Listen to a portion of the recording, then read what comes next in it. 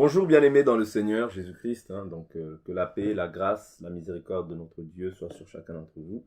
Je reviens encore au devant de vous afin de partager tout autour du don de gouvernance, ou autrement dit de présider ou de présidence. Qui se trouve dans le livre de 1 Corinthiens au chapitre 12, le verset 1 Corinthiens 12, le verset 28. Et Dieu a établi dans l'Église premièrement des apôtres, deuxièmement des prophètes, troisièmement des docteurs. Ensuite, il y a le don des miracles, puis le don de guérir, de secourir, de gouverner. Vous voyez, ici, nous allons essayer de parler du don de gouvernance. Donc, qu'est-ce que c'est? C'est le fait de pouvoir diriger. C'est le fait de pouvoir prendre des décisions. Vous voyez? Le don de gouverner, c'est cela. Vous voyez? Le don de présider. C'est ça. Parce qu'on voit dans l'écriture, on ne voit pas clairement, mais néanmoins, il y a des points qui nous permettent de pouvoir identifier en fait comment s'exerce ce don. Je prends par exemple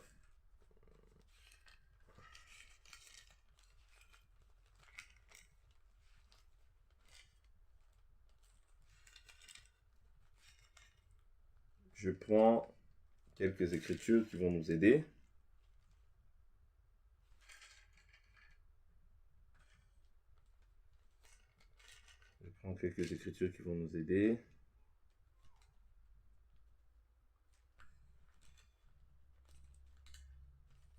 Jean chapitre 21. Jean chapitre 21, verset 14. Verset 14. C'était déjà la troisième fois que Jésus se manifestait à ses disciples depuis qu'il était ressuscité d'entre les morts. Après qu'ils eurent mangé, Jésus dit à Simon-Pierre, « Simon, fils de Jonas, m'aimes-tu plus que ne le font ceux-ci » Il lui répondit, « Oui, Seigneur, tu sais que je t'aime. » Jésus lui dit, « Prends soin de mes agneaux. » Il lui dit une seconde fois, « Simon, fils de Jonas, m'aimes-tu » Pierre lui répondit, « Oui, Seigneur, tu sais que je t'aime. » Jésus lui dit, « Sois le berger de mes brebis. » Il lui dit pour la troisième fois, « Simon, fils de Jonas, m'aimes-tu » Pierre fut attristé de ce qu'il lui avait dit pour la troisième fois, m'aimes-tu? Et il lui répondit, « Seigneur, tu sais toutes choses, tu sais que je t'aime. » Jésus lui dit, « Prends soin de mes brebis. » Ici, Jésus lui fait bien mention que les agneaux, les brebis, et qu'il soit le berger, c'est lui le berger, mais il doit le faire parce que ce sont ses brebis, les brebis à Jésus, pas ses brebis à lui. Vous voyez? Donc Pierre doit être le berger des brebis. Vous voyez? Donc, en quelque sorte, quand on voit le berger c'est quelqu'un qui dirige. Vous voyez? Le berger, c'est quelqu'un qui donne des directives. Vous voyez? Donc, généralement, ce don-là est attribué aux ministres de la parole. Parce que c'est eux que Dieu a destinés pour pouvoir diriger l'Église, pour pouvoir être les conducteurs du peuple. Vous voyez? Ou bien les anciens. Vous voyez? Parce que la Bible nous dit, dans le livre de 1 Timothée, chapitre 5, le verset 17. La Bible nous dit que les anciens qui président bien. Vous voyez? Donc, tu peux être un ancien aussi et présider. Vous voyez? Donc, que les anciens qui président bien soient jugés dignes d'un double honneur. Surtout ceux qui prennent de la peine à la prédication et à l'enseignement. Vous voyez? Que les anciens qui président bien, vous voyez, soient jugés dignes d'un double honneur, surtout ceux qui prennent de la peine à la prédication et à l'enseignement. Vous voyez? Donc ceux qui prennent de la peine dans ces choses-là doivent être jugés dignes d'un double honneur. Vous voyez? Donc ici on voit qu'il s'agit d'un ancien. Ça ne peut pas être un nouveau converti. Et un ancien, c'est quelqu'un qui doit remplir plusieurs critères. Vous voyez? Donc je prends encore d'autres écritures. Je prends l'écriture de Romains chapitre 12. Romains chapitre 12. Romains chapitre 12, le verset... Romains chapitre 12, le verset 8. La Bible dit, celui qui exhorte,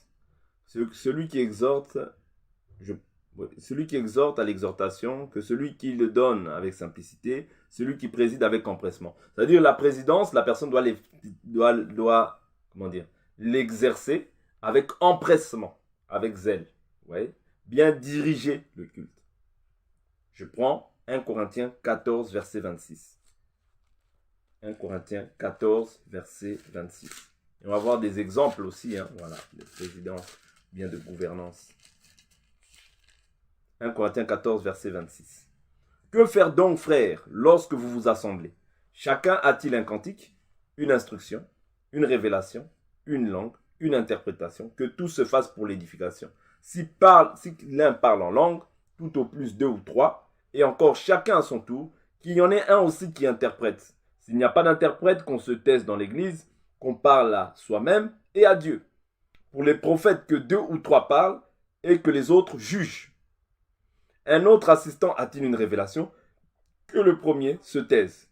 Car vous pouvez tous prophétiser successivement, afin que tous soient instruits et que tous soient exhortés.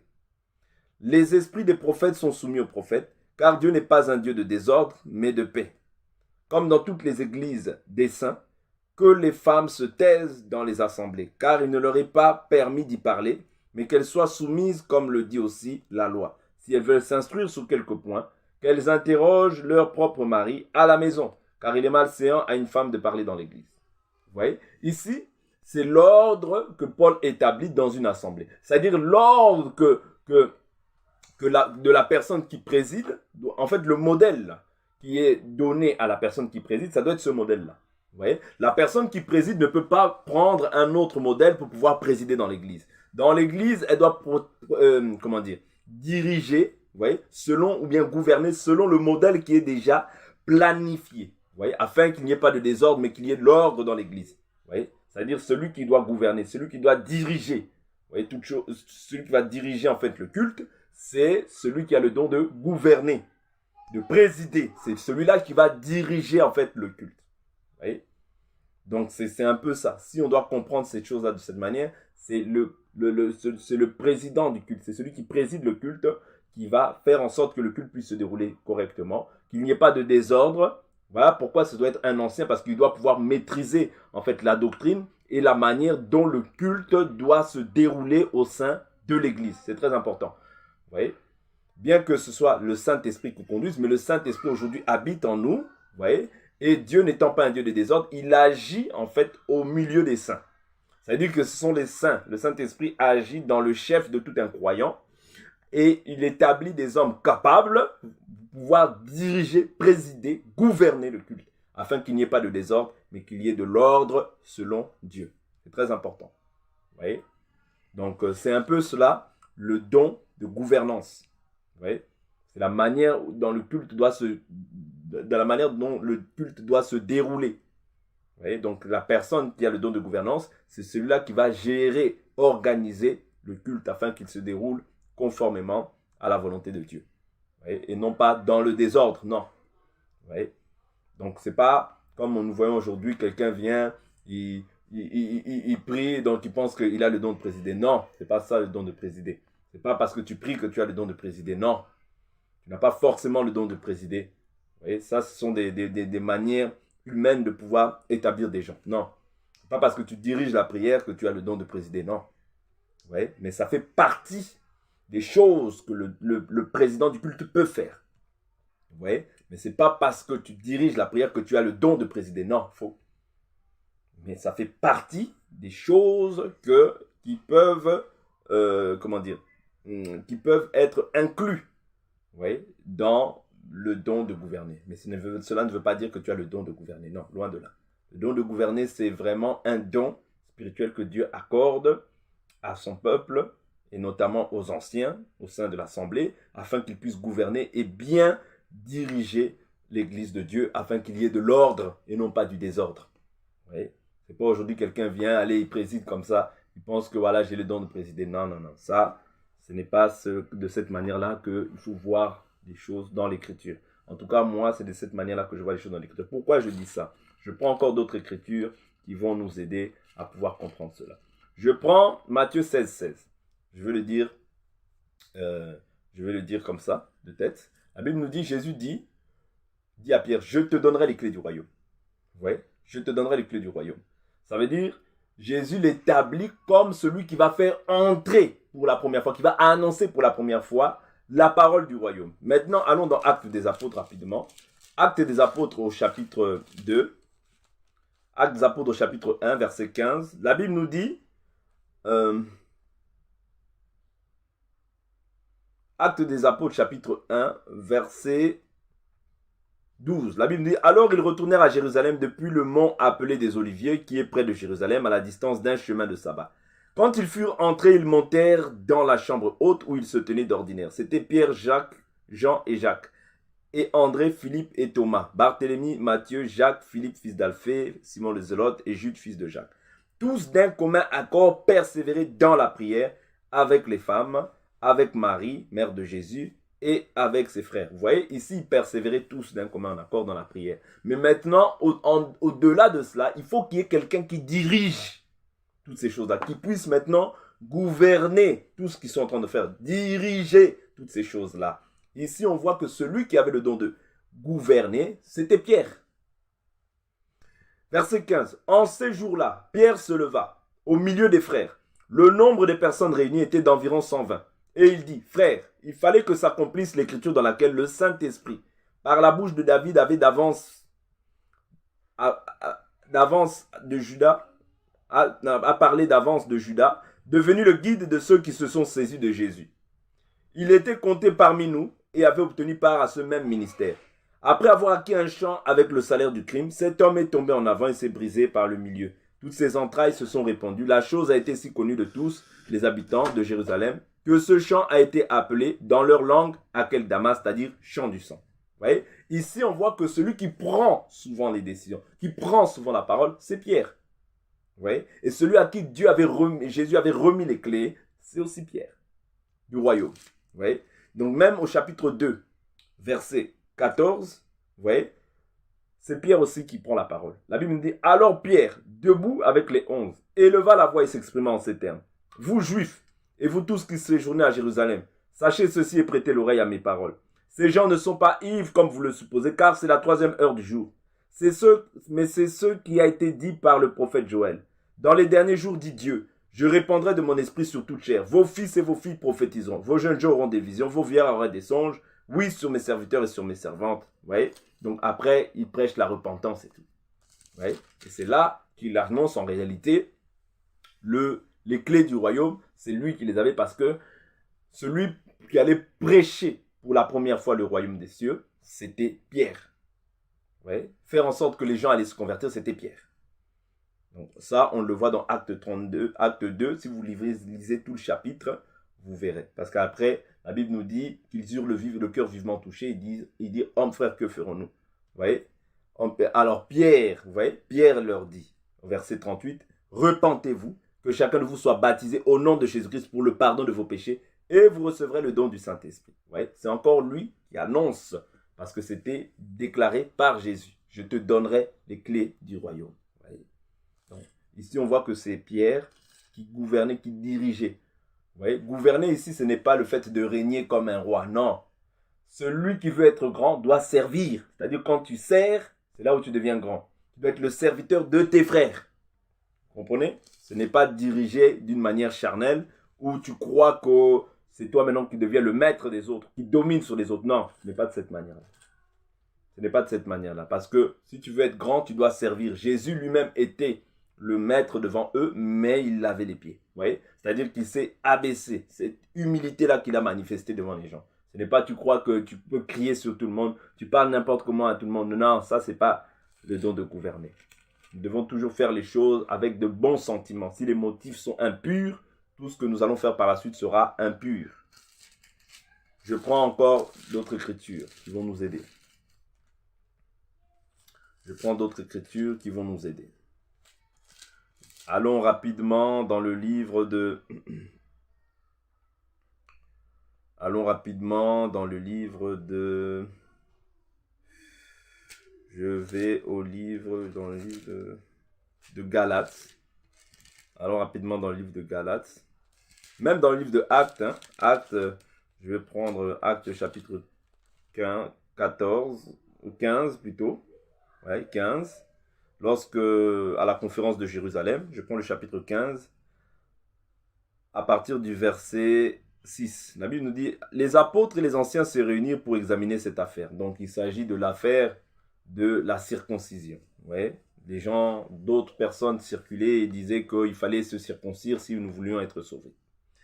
Ok. Les apôtres et les anciens se réunirent pour examiner cette affaire. Après une vive discussion, Pierre se leva, ouais, et leur dit, frères, vous le savez, dès les tout premiers jours, Dieu a fait un choix parmi vous, afin que par ma bouche, les païens entendent la parole de l'évangile et qu'ils croient. Vous voyez? C'est-à-dire que c'était lui que Dieu avait choisi. C'est ce que je disais tout à l'heure dans Matthieu chapitre 16. Et Dieu qui connaît les cœurs leur a rendu témoignage en leur donnant le Saint-Esprit comme à nous. Il n'a fait aucune différence entre nous et eux puisqu'il a purifié leur cœur par la foi. Maintenant donc, pourquoi tentez-vous Dieu et mettez-vous sur le cou des disciples un joug que nos pères et nous-mêmes, nous n'avons pas été capables de porter? Mais c'est par la grâce du Seigneur Jésus que nous croyons être sauvés de la même manière qu'eux. Vous voyez, ici, c'est encore... Et la Bible dit toute la multitude garda le silence. Et l'on écouta Barnabas et Paul raconter tous les signes et prodiges que Dieu avait fait par eux au milieu des païens. Donc ici, on voit encore que c'est Pierre qui se lève pour pouvoir donner en fait une direction par rapport à ce faux enseignement qui s'est élevé au milieu des saints. Vous voyez? Donc c'est Pierre qui avait le don de gouverner. Vous voyez? Donc je prends encore une autre écriture et on va s'arrêter là.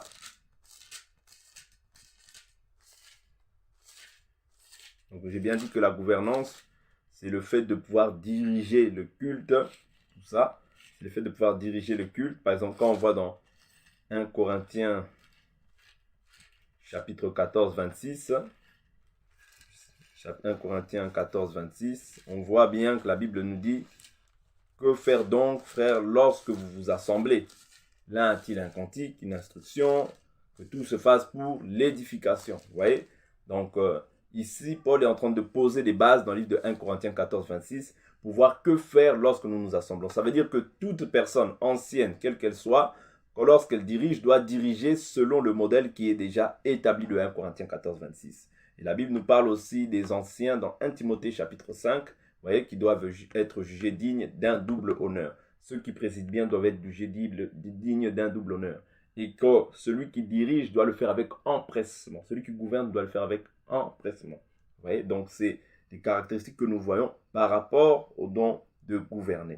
Vous voyez, donc c'est pour ça que j'avais dit que ce don-là, généralement, il est attribué soit à un ministre, parce que les ministres sont là comme étant des conducteurs, ou soit peut être attribué à un ancien, parce qu'un ministre aussi fait figure d'ancien. Vous voyez, fait figure d'ancien au sein du peuple. Vous voyez, bien que voilà, il n'est pas forcément peut-être marié ou avec des enfants, mais il fait figure d'ancien. Vous voyez, il fait figure d'ancien. Donc, c'est important de comprendre cela. C'est important de comprendre cela. Il fait figure d'ancien parce que il est en fait, il est au service de Dieu. Vous voyez, il est au service de Dieu, conducteur pour le peuple. Donc voilà. Je prends 1 Corinthiens, je prends Galates pour prouver encore ce que je suis en train de dire par rapport à ces choses-là. Galates chapitre 2, le verset 7, verset 6. La Bible dit, quant à ceux qui paraissaient les plus considérés, ceux qu'ils avaient été autrefois m'importe peu. Dieu ne fait pas de considération de personne. Les plus considérés ne m'ont rien imposé. Au contraire, lorsqu'ils virent que l'évangile m'avait été confié pour les incirconcis comme à Pierre pour les circoncis. Vous voyez? C'est-à-dire l'évangile avait été confié à Pierre pour les juifs. Vous voyez? Mais à Paul pour les païens. Vous voyez? Car celui qui agissant en Pierre a fait l'apôtre des circoncis, a également agi en moi en vue des païens. Et lorsqu'ils reconnurent la grâce qui m'avait été accordée, Jacques, Céphas et Jean, considérés comme des colonnes, nous donnèrent la main droite à Barnabas et à moi en signe de communion. Ainsi nous irions nous vers les païens et eux vers les circoncis. Vous voyez? Donc ici, nous voyons que, bon, il y avait des gens considérés, mais généralement, nous voyons que c'était Pierre qui prenait souvent les décisions. Voilà pourquoi je crois fermement que Pierre aussi avait le don de gouverner. Vous voyez, le don de gouverner. Donc, voilà un peu, hein, voilà un peu. Parce que lorsqu'il y avait des décisions à prendre, voilà, la direction de l'Église, vous voyez, par rapport aux Juifs qui étaient encore dans le judaïsme, c'était Pierre. Même lorsqu'on prend Actes des Apôtres, chapitre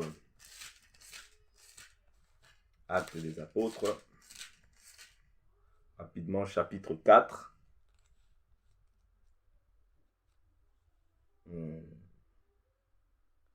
Actes des Apôtres, chapitre 4, verset 7. Ils firent comparaître au milieu de Pierre et Jean, et demandèrent par quelle puissance ou par quel nom avez-vous fait cela.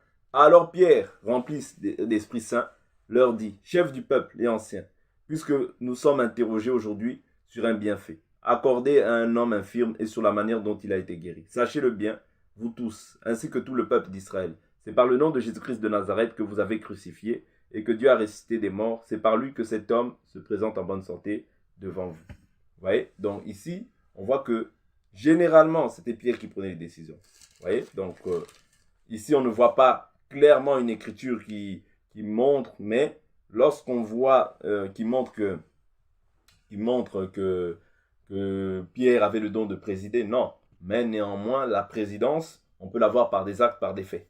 Vous voyez? Par des actes, par des faits. Parce que déjà, Jésus lui avait dit, sois le berger de mes brebis. Or, un berger, c'est celui qui conduit. Un berger, c'est celui qui est là aussi, qui dirige l'église.